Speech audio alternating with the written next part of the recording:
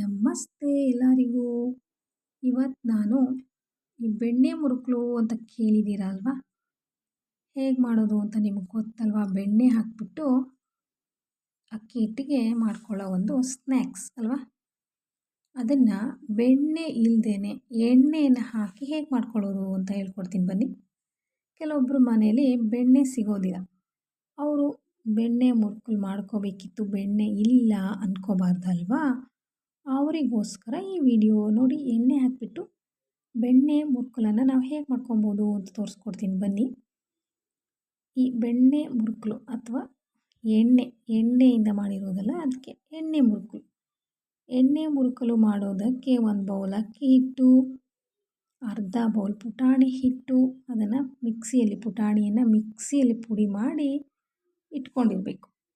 ಆಮೇಲೆ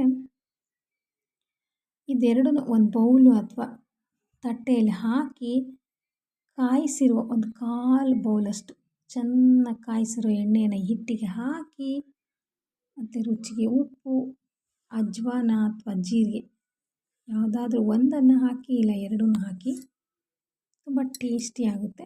ಚೆನ್ನಾಗಿ ಕಲಿಸ್ಬೇಕು. ಹೇಗೆ ಕಲಿಸ್ಬೇಕಪ್ಪ ಅಂದರೆ ಇಲ್ಲಿ ನೋಡಿ, ಈ ಥರ ಮೆತ್ತಗಾಗೋ ಥರ ಕಲಿಸ್ಕೊಳ್ಳಿ.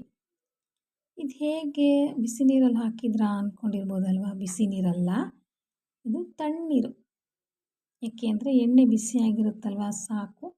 ತಣ್ಣೀರೆಲ್ಲ ಈ ಥರ ಕಲಿಸ್ಕೊಂಡು ಈ ಥರ ಚಕ್ಲಿ ಒಳ್ಳಿಗೆ ಹಾಕಿ ಚಕ್ಲಿ ಮಾಡಿಕೊಂಡು ಬಾಣಲೆಯಲ್ಲಿ ಎಣ್ಣೆ ಕಾಯಲ್ಲಿ ಇಟ್ಟು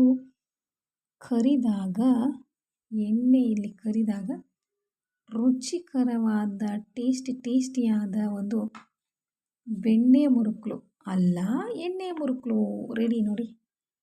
ಈ ಥರ ಎಣ್ಣೆ ಮುರುಕಲನ್ನು ನೀವು ಟೇಸ್ಟ್ ಮಾಡಿ ಒಂದು ಸಾರಿ ಮಾಡಿಕೊಂಡು.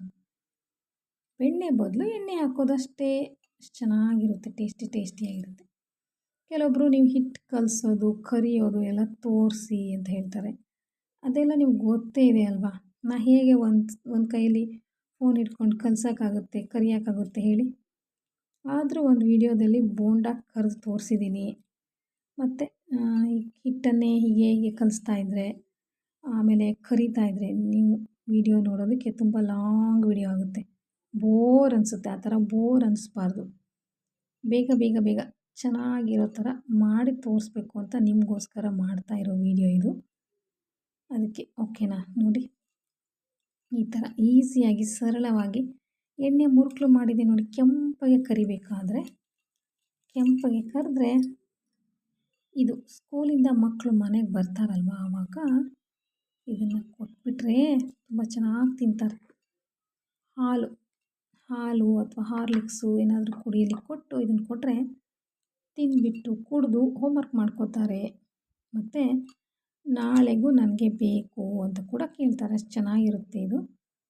ಆಮೇಲೆ ನಾವು ಕೂಡ ಟೀ ಜೊತೆ ಸಂಜೆ ಟೀ ಕುಡಿತೀವಲ್ವ, ಆವಾಗ ಈ ಥರ ಸ್ನ್ಯಾಕ್ಸ್ ಟೀ ಜೊತೆಗೂ ಕೂಡ ತುಂಬ ಚೆನ್ನಾಗಿರುತ್ತೆ. ಈ ಎಣ್ಣೆ ಮುರುಕಲು ವಿಡಿಯೋ ನೋಡಿ, ನಾನು ಹೇಳಿದ ಥರನೇ ಮಾಡಿಕೊಂಡು ನೀವು ಒಂದು ಸರ್ತಿ ಮಾಡಿ ತಿಂದು ಟೇಸ್ಟ್ ಮಾಡಿ. ಓಕೆ?